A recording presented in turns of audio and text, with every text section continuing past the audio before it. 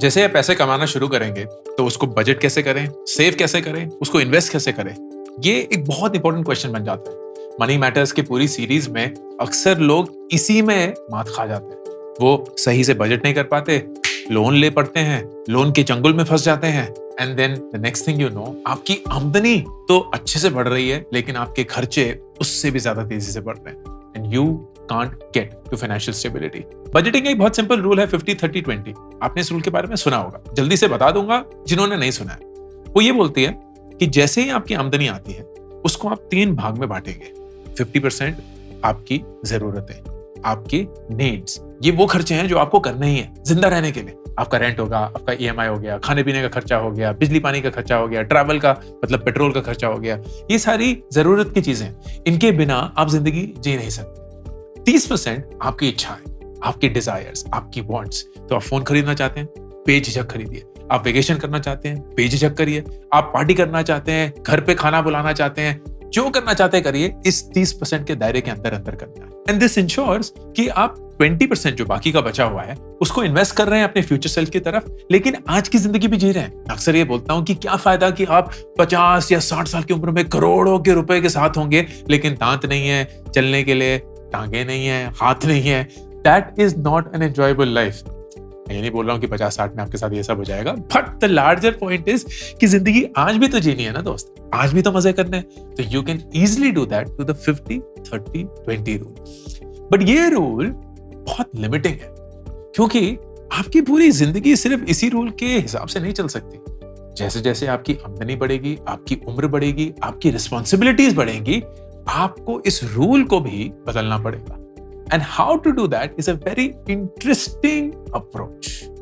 इसको जानने के लिए एक्सेल खेलते हैं। तो सबसे पहले मानते हैं कि आपकी तनख्वाह महीने की 3,60,000। नहीं, महीने की अगर 3,60,000 होती तो फिर तो इस एक्सेल शीट की जरूरत ही नहीं होती। हम तो अंकुर वारिको के चैनल को सब्सक्राइब करके पार्टी कर रहे होते। मान लीजिए आपकी महीने की तनख्वाह 30,000 रुपए, मतलब साल की 3,60,000 रुपए। एंड भगवान करे कि आपके महीने की 3,60,000 भी जल्द से जल्द। तो 30,000 रुपए आपके महीने की तनख्वाह है, एंड आप वही 50-30-20 रूल लगाएंगे जो कि वारिको साहब ने बोला है करना है। तो 15,000 रुपए आपकी जरूरतों की तरफ, 9,000 रुपए आपकी इच्छाओं की तरफ, एंड 6,000 रुपए आपकी इन्वेस्टमेंट की तरफ। सबसे पहले इस 15, 9 और 6 को ना इतने बड़े बड़े नंबर नहीं देखने, इनको तोड़ना है, जितना ज्यादा तोड़ सकते हैं तोड़ना है। तो फॉर एग्जाम्पल अगर हम अपनी नीड्स पे जाते हैं तो 15,000 रुपए तो हो सकता है कि रेंट 5,500 रुपए, हम दोस्तों के साथ किसी पीजी में रह रहे हैं या किसी अपार्टमेंट को शेयर करते हैं, खाने पीने पे हम 2,000 रुपए खर्च करते हैं, बिजली पे 500 रुपए खर्च हो जाते हैं, मोबाइल फोन का बिल 500 रुपए है, कपड़ों पे 500 रुपए है, पेट्रोल का जो भी खर्चा है या मेट्रो का जो भी खर्चा है वो 1,000 रुपए है, इंटरनेट का 500 रुपए है। तो करीब 10,500 रुपए हम इस पे खर्च करते हैं, which is your 15,000 rupee. And over and under budget है हम 4,500 रुपए, तो ऑफ कोर्स ये हम स्प्लिट कर सकते हैं। And you should get into the habit of recording this.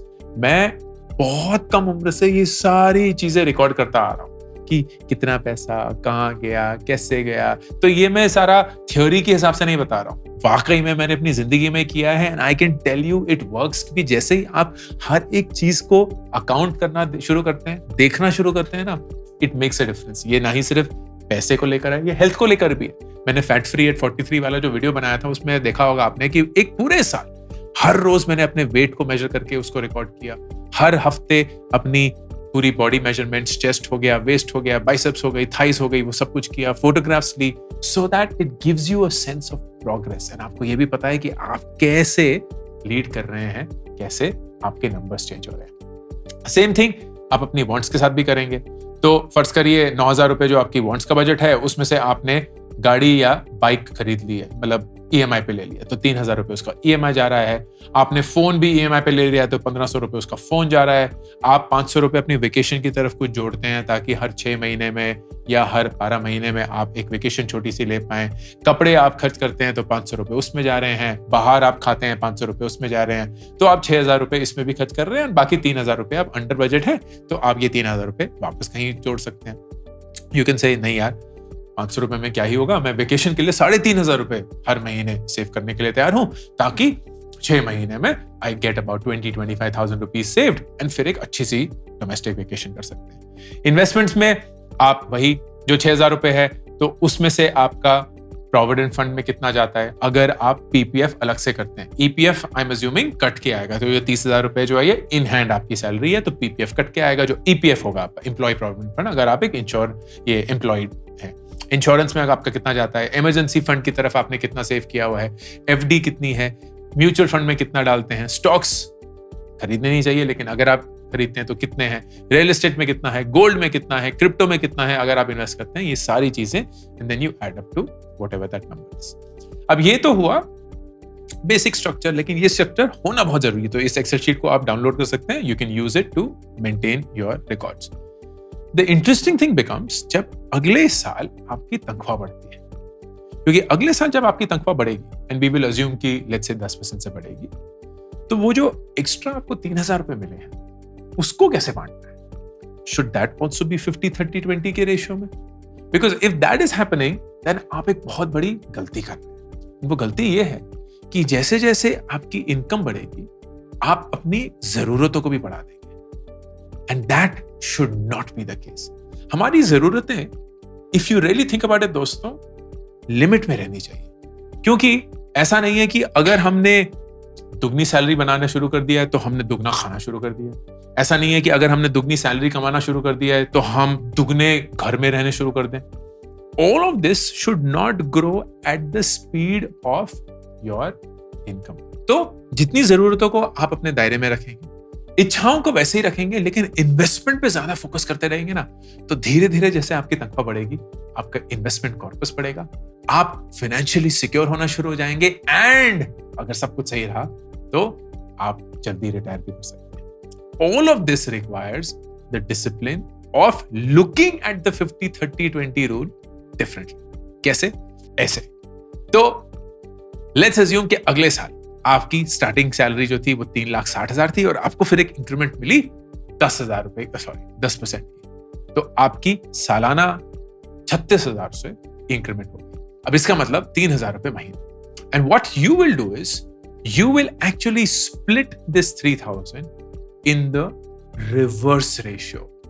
तो आप 20% अपनी जरूरतों पे डालेंगे, 30% आप अपनी इच्छाओं पे रखेंगे और 50% आपका इंक्रीमेंट आपकी इन्वेस्टमेंट की तरफ जाएगा। एंड दैट मीन्स 15,600 रुपए आपकी अब जरूरतों की तरफ, वो 9,900 रुपए 30% रहा एंड 7,500 रुपए आपकी अब इन्वेस्टमेंट्स। क्यों? क्योंकि 50% ऑफ द 3,000 इज 1,500 रुपीज, तो आपने अपने इन्वेस्टमेंट को 6,000 से 7,500 बना लिया। 20% ऑफ 3,000 जो आपकी इंक्रीमेंट है दैट इज 600 रुपीज, तो आपने अपनी नीड्स को 15,000 से 15,600 बनाया एंड आपकी वॉन्ट्स जो हैं वो वही 30% ऑफ 3,000 मतलब 900 रुपए से बढ़कर 9,000 से 9,900 रुपए हो गई है। And you will see now कि आपका रेशियो बदल गया। आपका रेशियो 50-30-20 नहीं रहा, वो 47-30-23 हो गया है। Very interesting. तो आपने अपनी नीड को थोड़ा सा कम किया, इन्वेस्टमेंट को थोड़ा ज्यादा किया, because you got that increment. अब यही इंक्रीमेंट अगर 10% ना होके फर्ज करिए 5% होती, तो नंबर चेंज हो जाते एंड रेशियो भी चेंज हो जाता and that's perfectly fine, but it is lower. तो आप देखेंगे 50% नीड से 49% कम हुआ है, उतना ही कम हुआ है and that is perfectly fine. तो जितना भी आपका इंक्रीमेंट होगा यू हैव टू थिंक कि इसका मैं एग्जैक्ट उल्टा रेशियो कैसे करूं। Next year exactly same thing. तो करीब 4 लाख रुपए आपकी स्टार्टिंग सैलरी है एंड आपको फर्ज करिए फिर से वही 10% इंक्रीमेंट मिलता है, तो 39,600 आपकी सालाना इनकम जंप कर गई है and you will then split it into 20-30-50 का रेशियो। 20% टुवर्ड्स योर नीड्स, 30% आपकी वांट्स की तरफ एंड 50% आपकी इन्वेस्टमेंट्स की तरफ। Look at the ratio now, 45-30-25। तो धीरे धीरे धीरे करके आपकी इन्वेस्टमेंट्स का रेशियो बढ़ रहा है and these numbers can very, आपने जॉब चेंज कर ली, शायद 20-30% इंक्रीमेंट मिल गई, या शायद मुश्किल समय था 0% इंक्रीमेंट मिली, बिल्कुल वैसे ही रहेगा। व्हाटएवर इट इज, आप हर साल इसको बढ़ाएंगे, and if you do that for the next 10 years, and अगर ये 10% से ही आपकी इंक्रीमेंट होती रहेगी, this is going to be the resultant ratio. 33% आपकी नीड्स की तरफ, 37% आपकी इन्वेस्टमेंट्स की तरफ, और वही 30% आपकी बॉन्ड्स बरकरार रहेंगे। एंड आप अगर साल के 8,48,000 कमा रहे हैं, जो कि महीने के करीब 70,000 रुपए होंगे, उस 70 में से 23,000 रुपए आप अपनी जरूरतों की तरफ, 21,000 रुपए अपनी इच्छाओं की तरफ, और 26,000 रुपए अपनी इन्वेस्टमेंट्स की तरफ खर्च करेंगे। And you will then fill up this sheet as well. तो हर साल जैसे इंक्रीमेंट होगी, आप इस शीट को भरेंगे, and you will go like okay, new budget for every new item. शायद उस समय तक शादी हो गई होगी, बच्चे हो गए हो, शायद आप कोई और लोन ले बैठे होंगे, व्हाटएवर द केस में भी, आप अपनी नीड्स, अपनी वांट्स और अपनी इन्वेस्टमेंट्स को फिर से रीअलाइन करेंगे to look at what will happen and look at what this will mean. तो अगर हम अज्यूम करते हैं एक्सपेक्टेड रेट ऑफ रिटर्न 15%, अब ये 15% कैसे आएगा? You will have to have a large share of your investments in the stock market, क्योंकि स्टॉक मार्केट में आपको 15% से ज्यादा over a long period of time मिल सकता है। जरूरी नहीं है कि मिलेगा, मिल सकता है। This doesn't mean stock picking. ये नहीं है कि अरे ये वाला स्टॉक बहुत बढ़िया है, यहां जाना है ना। इट मीन्स बहुत सिंपली आप म्यूचुअल फंड में इन्वेस्ट करेंगे। 3 म्यूचुअल फंड जो मैं अक्सर बोलता हूं। एक निफ्टी 50 का इंडेक्स म्यूचुअल फंड, ये भारत की टॉप 50 कंपनीज में इन्वेस्ट करता है। मैं पर्सनली coin.zerodha से इन्वेस्ट करता हूं। ये रिकमेंडेशन नहीं है, ना ही प्रमोटेड पोस्ट है, आप खुद अपना चूज कर सकते हैं। लेकिन अगर मैं आपको दिखाऊं कि क्या है, तो whenever you do a Nifty 50, you will see कि बहुत सारे ऑप्शन होंगे, लाइक UTI हो गया, HDFC हो गया, Edelweiss हो गया, ICICI Prudential हो गया। आप जो भी चूज करना चाहें चूज कर सकते हैं। You will have to do your own homework and get there. फिर mid cap, and mid cap will be जैसे ये एक्सिस का मिड कैप फंड हो गया। फिर एंड हम सिर्फ मिड कैप वाले ही ढूंढ रहे हैं, तो SBI का मिड कैप फंड हो गया, Mirasis का मिड कैप फंड हो गया, HSBC का मिड कैप फंड हो गया, तो ये mid cap. And then small cap, ICICI Prudential हो गया, Invesco हो गया, निप्पॉन इंडिया हो गया। जहां भी आपको इंडेक्स फंड दिखेगा ना, वो सस्ते होंगे एंड ज्यादा इन माय ओपिनियन अच्छे भी होंगे, बिकॉज इसमें कोई मैनेजर चूज नहीं कर रहा है कि कहां डालना है, वो सिर्फ एक इंडेक्स को रेप्लिकेट कर रहा है। तो निफ्टी 50 क्या है? भारत की टॉप 50 कंपनीज हैं, और उनका वेटेजेस जो है वो स्टॉक मार्केट डिफाइन करती है। तो एक मैनेजर का काम क्या होता है कि उसी स्टॉक को और उसी वेटेज को रेप्लिकेट करना है। थोड़ा बहुत मार्जिन ऑफ एरर आ जाता है, बट वो यूजुअली काफी लो रहता है। And you can then safely know कि जैसे जैसे ये निफ्टी 50 या भारत की 50 कंपनियां बढ़ेंगी, ये म्यूचुअल फंड भी बढ़ेगा। सर पैर नहीं लगाना होगा। That is my approach. अब ये जो 3 म्यूचुअल फंड है, इनको स्प्लिट कैसे करें? इनको स्प्लिट करने का भी तरीका दिखा देता हूं। अगर 20s में है, 30s में है, 40s में है, तो Nifty 50 mid cap, small cap. 20s में आप निफ्टी 50 का प्रोपोर्शन कम रखें। क्यों? क्योंकि ये सबसे कम रिटर्न देगा, रिस्क भी काफी कम है, लेकिन 20s में आप रिस्क ज्यादा ले सकते हैं। तो मेरी राय रहेगी 40% आप अपना निफ्टी 50 में डालें, 30% मिड कैप में डालें, 30% स्मॉल कैप में डालें।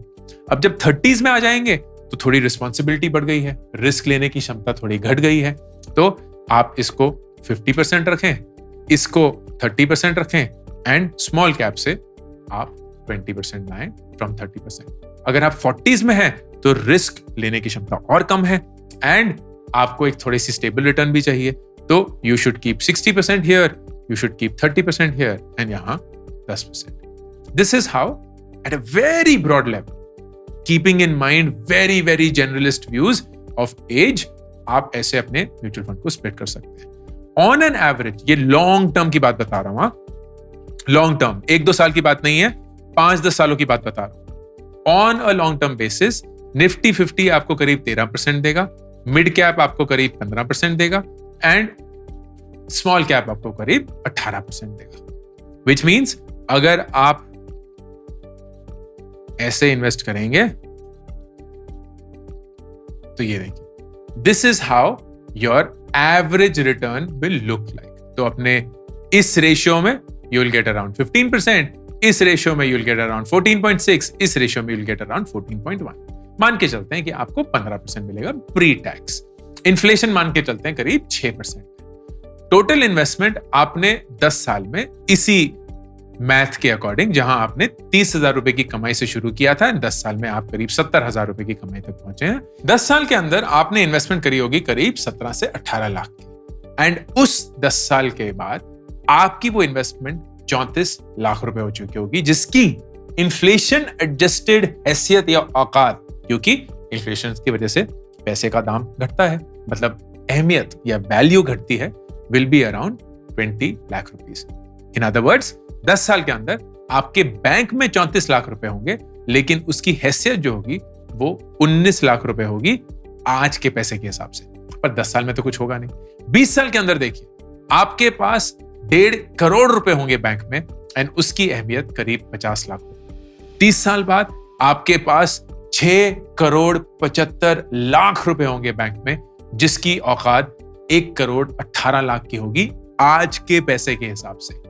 40 साल तक अगर आपने यही सेम चीज करी, आपके पास 30 करोड़ रुपए होंगे, जिसकी अहमियत 3 करोड़ रुपए होगी आज के पैसे के हिसाब से। अगर 50 साल तक कर लिया, बहुत मुश्किल है एंड बहुत ही कम लोग कर पाएंगे, अगर कर लिया तो 133 करोड़ आपके बैंक में होंगे, जिसकी अहमियत होगी 7 करोड़ 23 लाख रुपए। ये सिर्फ 30,000 रुपए की सैलरी से शुरू होकर सिर्फ 10 साल तक इन्वेस्ट करने की journey, and this can change everything that you do in life. So बहुत बड़ा चेंज इन अप्रोच इससे होगा कि आप 50, 30, 20 रूल से शुरू तो करेंगे, लेकिन हर इंक्रीमेंट के बाद अगर आप एक छोटा सा चेंज कर दें, रेशियो को रिवर्स करके 20% जरूरतें, 30% इच्छाओं पे रखिए, एंड 50% आप अपनी इन्वेस्टमेंट पे फोकस करेंगे, सिर्फ 10 ही साल के अंदर you will change the ratio to almost 1/3, 1/3, 1/3। And फिर उस अमाउंट को अगर आप रहने दें, growing at 15% every year at inflation of 6%, आप 30 साल के अंदर 6 करोड़ 75 लाख पे बैठे होंगे, जिसकी अहमियत 1 करोड़ 20 लाख रुपए होगी आज के पैसे के हिसाब से। इन्वेस्ट करना एक कला नहीं, एक आदत है। उस आदत को आज ही शुरू करिए। अंकुर वारिकू, साइनिंग ऑफ। मेरी नई किताब मेक एपिक मनी 1 महीने के अंदर ही 1 लाख कॉपीज बेचकर हिंदुस्तान की बेस्ट सेलर बन चुकी है। आप इसको ऑर्डर कर सकते हैं Amazon। इसी के साथ मेरी पहली 2 किताबें gate epic shit done and do epic shit भी बेस्ट सेलर्स हैं, Amazon पे अवेलेबल हैं। Audio book, Hindi format and English format, ये 3 किताबें आपकी रीडिंग जर्नी को एक आदत में बनाने के लिए।